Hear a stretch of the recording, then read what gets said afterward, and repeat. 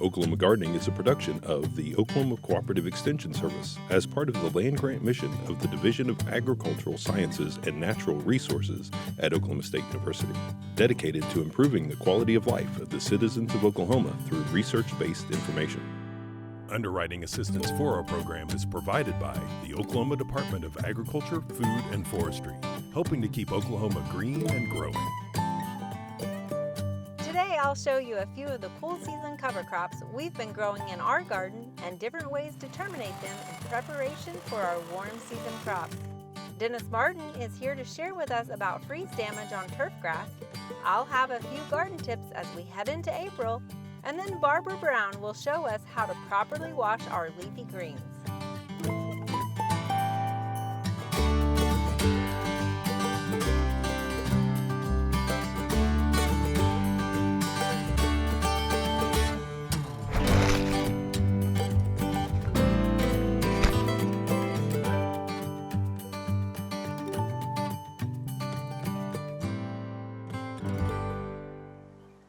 Regardless of the size of your vegetable garden, we often talk about the benefits of adding cover crops.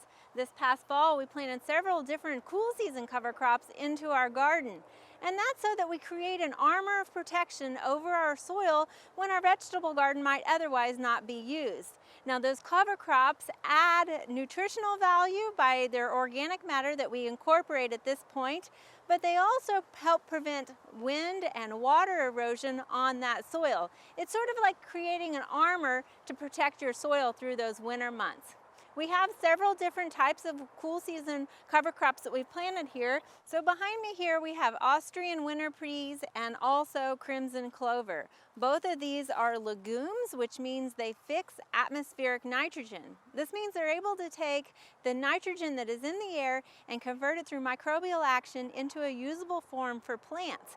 So when we incorporate these legumes into our soil later, they actually release that nitrogen and make it available for the following crop. So that's why they're important to use as a cover crop. Now next here we have tillage radishes, and this might not look like much because the radishes don't really hold up well to our cool season. But we have some radishes, you can see the vegetation has died on top, but they did exactly what we needed to have them do last fall, and that was to produce a taproot. This particular cover crop is really good for compacted soil as it creates these taproots, creating cavities and channels down through that soil profile. As this cover crop deteriorates, and those taproots deteriorate, they leave those cavities which allow for better water and nutrient infiltration. We also have two other cover crops that we've used, and we've got rye, and then we also have a hard red winter wheat here. Now you can see how much vegetation that we get upper growth from this plant. And so this is a nice plant because it's going to allow us to incorporate a lot of organic matter that the others might not have as much. So we've got a lot of growth and a lot of fibrous root system. So you can see we've planted individual cover crops, but really what might be best for our situation is to do a mix. And that's why a lot of people will mix these different cover crops. And so here next we have a plot that has what looks like dead plants in here, but this is actually some dead tillage radishes after they've created that taproot. We've got our ryegrass here, and then we also have some crimson clover that will fix that nitrogen, leaving that behind for our next crop that we put in here. At this point, a few weeks before we start looking at planting our warm season, it's time to start thinking about terminating our cover crops as we approach April when we're going to be planting our warm season crop. And typically you want to terminate your cover crop a few weeks prior to planting your next crop to allow this organic matter to kind of settle in. The other thing is we want to terminate our cover before it goes to seed because we don't want to have any cover crop weeds that we have to deal with later on. So there's a few different ways to terminate your cover crop, but the first thing you need to consider is whether you want to till or not till. Tilling your cover crop is an easy way to integrate it into that soil profile and allow that organic matter to really mix in, which will break it down fairly quickly. It also leaves a nice smooth planting bed for you to plant your seeds or your transplants.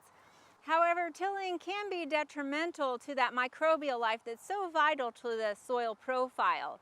So if you don't want to till, there are other options. One is to use a broad fork that still will disrupt that soil profile a little bit, but it kind of is a little bit softer than rotor tilling that area. A lot of times if you have a large plot, you might use a flail mower, which just simply cuts that vegetation. In a smaller plot like this, you can use hedge trimmers, you can use weed eaters, basically anything that will really cut that tissue and separate it so that it doesn't continue growing. Another method might be to crimp your vegetation. A crimper is an implement that you can add to the back of a tractor, and basically what that does is it crushes those stem cells, preventing them from continuing growing. You can also get smaller versions of crimpers that you can use or make for your home garden that again will kind of break that stem tissue, causing them to decay, and also just laying them down on the soil surface. So the nice thing about not incorporating them is you're leaving a living organic mulch that is remaining on top of that soil surface. So that'll help with weed suppression and also moisture loss out of your soil. The best thing about all of these cover crops is that they're going to continue to add value and improve your vegetable garden soil. Regardless of whether you're crimping or cutting your plants to terminate them, you may have a little bit of residual regrowth from the base of those plants, depending on the health and the weather that we're having. But it usually is just a minor problem and not any big factor to consider. So regardless, whether you incorporate that cover crop or you leave it on top, you're going to add a lot of organic value into your soil profile. Keep in mind though, if you do leave it on top, you're adding a living mulch that's going to help with moisture retention and also weed prevention.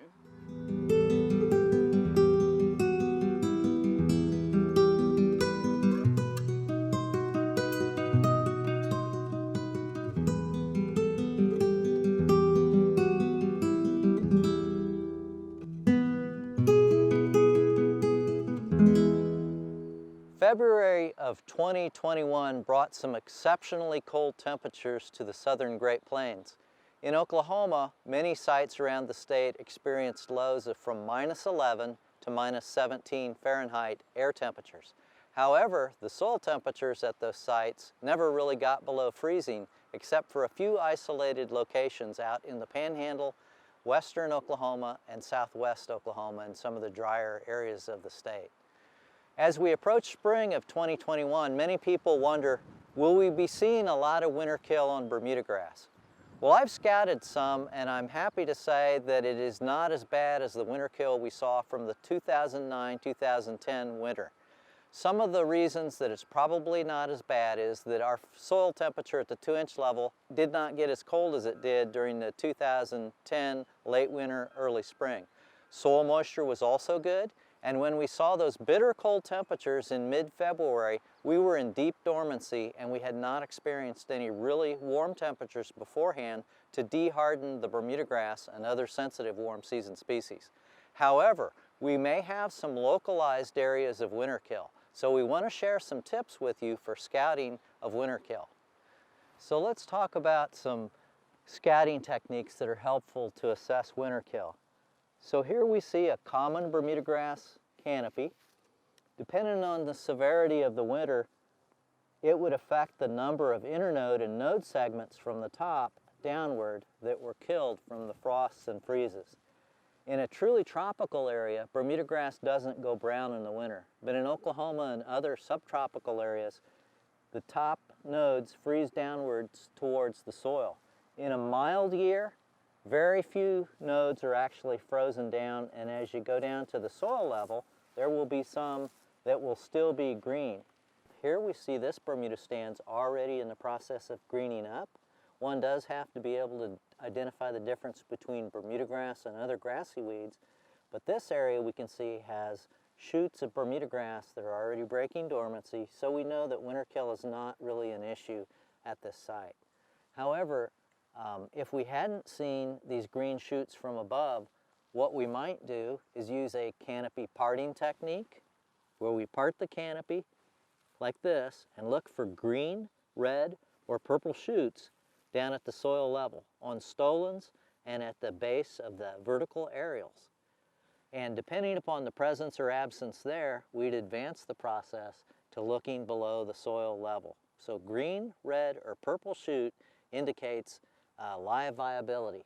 But you still have to assess broadly over the stand to know about the distribution of winter kill within the stand. So the factors that influence winter kill in a warm season grass landscape. First of all, it's the grass type. St. Augustine grasses and centipede grasses are less winter hardy than zoysia grasses, Bermuda grasses, and buffalo grasses. Within the Bermuda grasses, though, there's quite a bit of difference in winter tolerance, and that's also true within centipede grasses and St. Augustine grasses. Within St. Augustine grasses, the most popular types are Texas common and Raleigh within the state of Oklahoma. Why? Because they're the most winter hardy. The other types haven't proven themselves as perennials in Oklahoma in the past. But we expect to see winter kill on the north sides of shade lines with St. Augustine grass this particular year, and on the south sides where it's exposed to full sun, we don't expect much winter kill.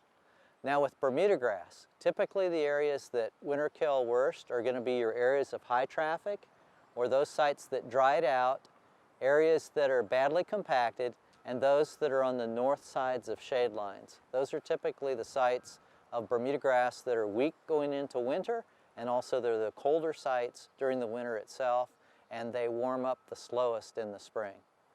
After we've conducted canopy parting and also canopy brushing to check for the presence of green, red, or purple living tissue above ground on Bermuda grass, if we haven't found live tissue, the next step is to actually pull a plug. You can do that with a cup cutter, such as what we see here, or you can do it with a shovel or a spade.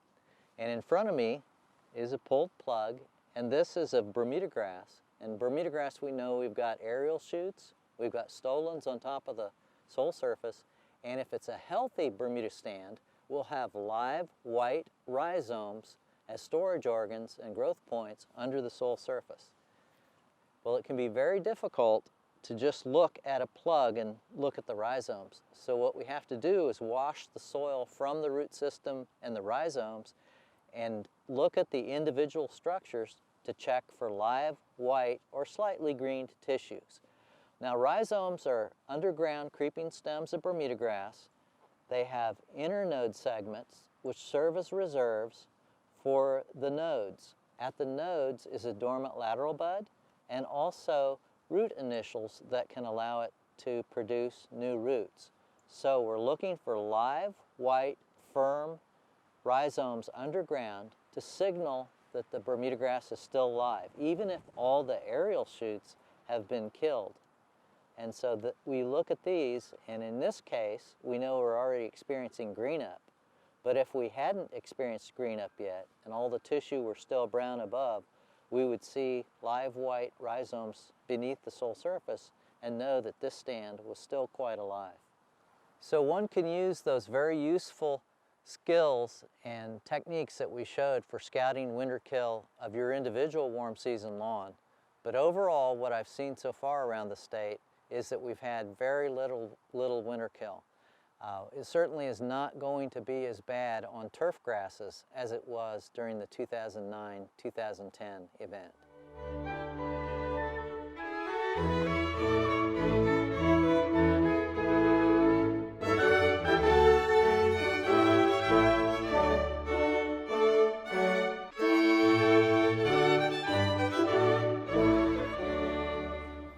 They say March comes in like a lion and leaves like a lamb, and we know spring started officially on March 20th, but there are some days that we still have where we kind of question whether spring's really here or not.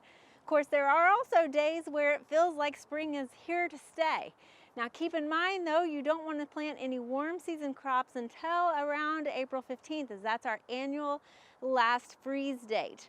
There is something that you can do in the meantime to help your warm season crops get adjusted to be transplanted out into your garden, and that's to harden them off.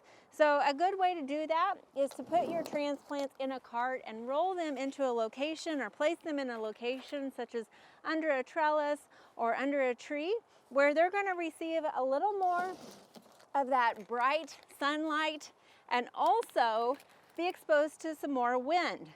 This is going to help them acclimate, and you also might want to let them dry out a little bit, because in the garden, they're going to receive full sun and they're going to be experiencing a lot of wind that can dry them out faster as well.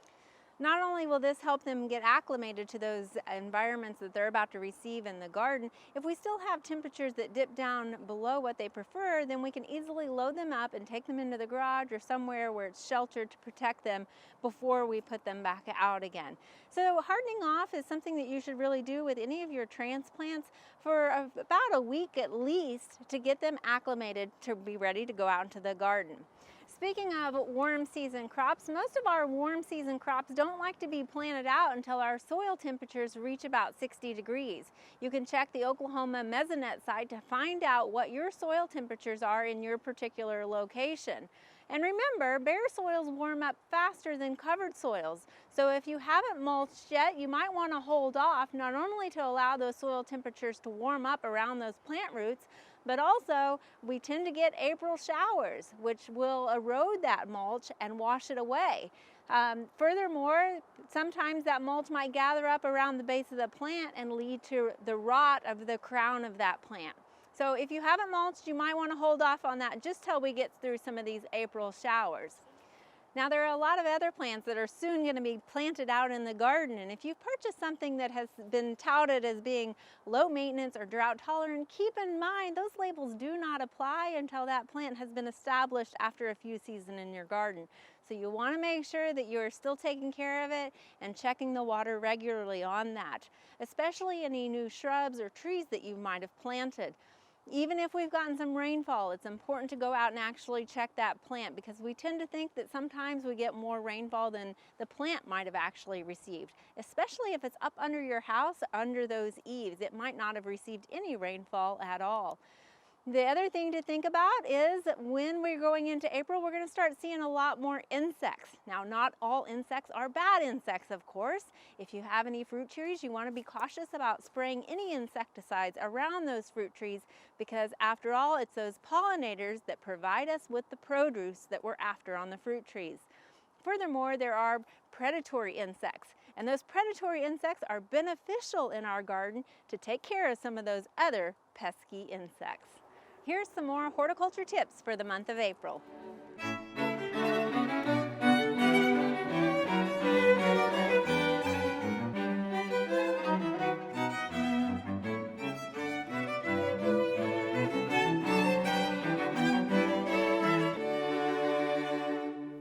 No matter how much you like gardening, there's going to be times during the year when you probably are going to be buying salad greens. And so today we're going to talk about that process, some points that you need to remember as you go through not only buying them, but storing them and also preparing them. So the first thing you want to do when you're buying them is go to a store that's got a fairly high turnover, and then look for the greens that have the most fur away, best if used by date. That means they're going to be the freshest. But that doesn't mean that you don't need to look inside the package. For instance, you can look at this one, and the date on it is a decent date for what I want to do. But if this had been left out at room temperature for a period of time, you probably will already be seeing some deterioration inside the sack. So don't go by only the date. Go by the contents of the package as well.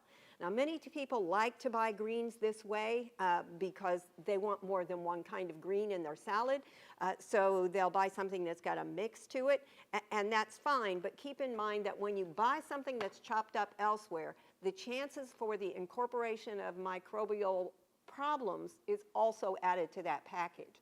So you may want to look at buying greens individually and then buying one or two small heads, or buying one that needs to be used quickly, like a leaf lettuce, which doesn't store very long, and a spinach, which if you get close to the point where it's not going to keep very long, it keeps a little bit better anyway, but you can cook it, whereas most other greens we don't cook. So those are some things to think about when you're in the store. When you get back home, remember they need to go directly into the refrigerator. They need to be stored at 40 degrees or less, somewhere between 35 to 41, to make sure that the microorganisms that may be on there are not able to reproduce at a rapid rate. So we want to keep those under control.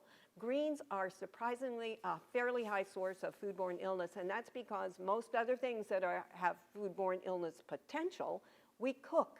And if we avoid cross-contamination with our ground beef, for instance, we cook it so that it's no longer a problem. With other vegetables, we often cook those, but greens we don't cook so much, particularly salad greens we don't cook at all. So making sure that you start with something that's as fresh as possible, keep it as cold as possible, and keep it as clean as possible are really, really important. So when you're ready to move forward with these after you get them home, what a lot of people have been taught to do is as soon as you get home, wash them all and then store them in the refrigerator. But in actuality, that adds moisture to the mix, which promotes the growth of microorganisms. So we want to wash these when you're pretty close to being ready to use them. You can go a day or so ahead, but don't plan on washing all the greens for the week and storing them in a damp paper towel or a damp cloth, because that's going to increase the rate at which they spoil on you. So when you look them over, you're going to want to remove any that are damaged and throw those away, because anytime you have a damaged place, that's a cut or a tear or a damaged area that's going to allow microbial activity to get in. And some of the big microorganisms that we worry about with greens include E. coli, salmonella, and listeria. So we want to make sure that we take care of those. Those are going to get thrown away. Now we also are going to want to look at how we're going to wash them. So on something like romaine, like this one, or a leaf lettuce, because it's so easy, you can see the amount of dirt and debris that's, because they're grown in the soil, we want to be able to get down to that part of it. So separate the leaves, and I'm going to just do a few here. And then also because they're crinkly, when you look at the size of those dips and crevices within the leaf itself, it's very easy for bacteria, which are even smaller, to get in there. And once something is damaged, they get even stickier, so it's really hard to get them away. So tear them apart into individual leaves. Now, we don't want to let them soak unless they're out of your own garden and you need to get out of a lot of soil. But you want to put them into here, and you want to kind of rub them gently. Again, you're trying to avoid damaging them. This one's pretty damaged already. I think I'll set it aside too. And get them as clean as you can. Now, if you have some areas at the base that are not going to come clean on you, that are rusted, rust and soil are not the same thing. Rust is okay to have there. You can still consume lettuce and greens that have a little bit of rust. It decreases the eating quality. We're then going to put these into somewhere where they can drain well. And we want to get them as dry as possible. So I'm putting them in a colander, but just for a minute. You'll notice I'm washing them in a big bowl of water as opposed to the sink. And that's because this bowl is going to get washed much better than the sink probably will be. And so you have much less chance to incorporate microorganisms from your washing or your cleaning vessel than you would the other way. The best option is to use something like a salad spinner. You don't have to break them into small pieces. Just go ahead and put them in here, because remember, we want to keep them in as big as possible. But we want them as dry as we can get them. And once you get them as dry as you can, either with a salad spinner or by patting them dry, and these probably aren't quite where they need to be based on the amount of time I've done it, they need to go a little bit longer. You can take them and use a paper towel. Now, you don't want to use a damp paper towel. You want to use a dry one. And you could either put them in something like this, which is a bin. It could be a storage bin that you have for storing other things in your refrigerator, and put a dry paper towel in the bottom. Again, not a wet one. And make sure yours are drier than this. And then set them in here, and then in some kind of a nice tight sealing container. And this is something you do maybe at the most a day before you're going to want to use them, not on the afternoon of the day you went to the store or the evening. Unlike what a lot of people tell you, washing them ahead of time is not a good plan. So look for the date. If you're buying these kind, make sure you've got a use-by date. As these are stored in your refrigerator, the use-by date gets closer to closer. If you see that the lettuce inside is beginning to deteriorate, you may actually see some of the liquid come out, or it's sometimes called lettuce juice or greens juice. That's a sign that you want to throw that away. Members of my family have actually tried to pick out leaves that weren't quite as wilted, but what we know is that when that juice comes out, it encourages the growth of the microorganisms and make them stick even more tightly to the lettuce leaves themselves. So that's definitely a sign that you want to get rid of that bag and move forward. The best option for storing them is going to be in something that's got a firm side, and that's simply because it protects the leaves better and keeps them from getting damaged in the first place. So these are just some of the tips that you need to think about when you're looking for greens. You can have more than one kind in a package or in a creation that you make yourself, even if you're a small family. But buy one of the kinds as you do that you can cook later on if time catches up with you. I hope you'll remember these things as you go through the market and as you're planning your meals. For Oklahoma Gardening, I'm Barbara Brown.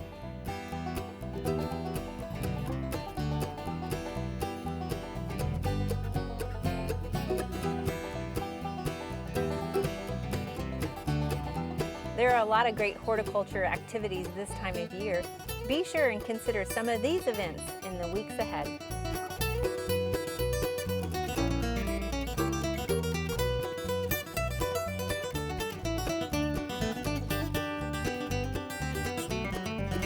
Next week on Oklahoma Gardening, join us as it's time to start planting tomatoes, peppers, and other warm season crops.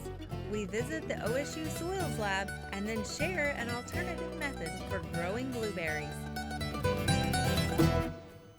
To find out more information about show topics, as well as recipes, videos, articles, fact sheets, and other resources, including a directory of local extension offices, be sure and visit our website, oklahomagardening.okstate.edu. And we always have great information, answers to questions, photos, and gardening discussions on your favorite social media as well. Join in on Facebook, Twitter, and Instagram. You can find this entire show and other recent shows, as well as individual segments on our Oklahoma Gardening YouTube channel. And tune in to our OK Gardening Classics YouTube channel to watch segments from previous hosts. Oklahoma Gardening is produced by the Oklahoma Cooperative Extension Service as part of the Division of Agricultural Sciences and Natural Resources at Oklahoma State University. The Botanic Garden at OSU is home to our studio gardens, and we encourage you to come visit this beautiful Stillwater jewel. We would like to thank our generous underwriter, the Oklahoma Department of Agriculture, Food, and Forestry. Additional support is also provided by Pond Pro Shop, Greenleaf Nursery and the Garden Debut Plants, the Oklahoma Horticultural Society, and the Tulsa Garden Club.